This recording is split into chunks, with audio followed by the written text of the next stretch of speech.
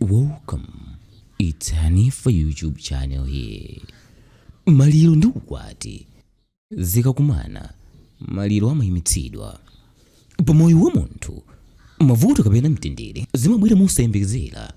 Nthawi zina zovuta zimagwa pamene pali zilinganizo zina za chimwemwe monga ukwati.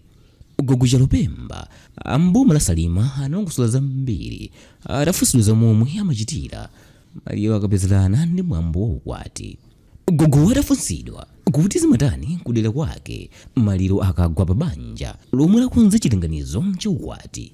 Iyeyu anayankha kunena kuti choyamba mafumu ndi mikoko yogona imayima mitu chifukwa cha nkhani imeneyi, koma kenako zimatengera kwambiri kuti ubale wa amene wapitayo ndi amene akupanga za ukwati ndi wotani. Gogoyu anapitirira kunena kuti monga mmodzi mafumu amakhala ndi mbali yayikulu pa nthawi ya ukwati, angakhalenso Maliro, koma zoterezi zikagwa mafumuwa amayenerabe kukumana ndi akubanja pa ganizo lawo. Koma Gogowa anasindika kunena kuti nthawi zambiri amasekera kaye zovutazo ndi cholinga chokuti mwambo wa ukwati udutsepo kapena kuchitika. Inde ndikudabwa kuti kodi zikatere ena sanganene kuti Maliro apepusidwa.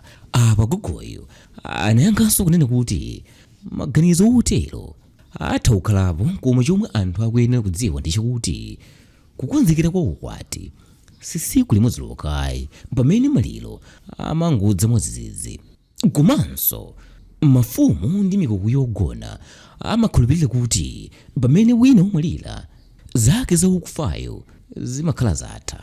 Choncho amoyo sangayimike ntchito zawo kamba kazovuta, ndipo ndi pamene pamabwera ganizo lotsekera kaye Maliro wa nyumba kuti anthu ayambe apanga kaye za ukwati.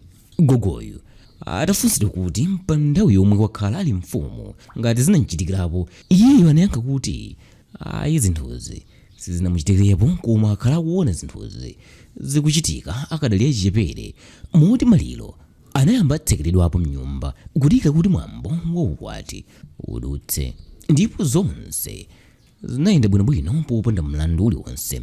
Mfumuyi inatinso miyambo ngati iyi ndi yabwino kwambiri kumaphunzitsana masiku ano, popeza anawa sakudziwa kanthu, poti sanazionepo poopa kuti ngati saphunzitsidwa akhoza kudzatukwana akuluakulu kamba kakuti atsekera Maliro nyumba kamba ka ukwati. Iwowa anapempha kuti gawo lalikulu lophunzitsana zokhuza izi lili m'manja mwa makolo kuti aziwaunikira anawowa.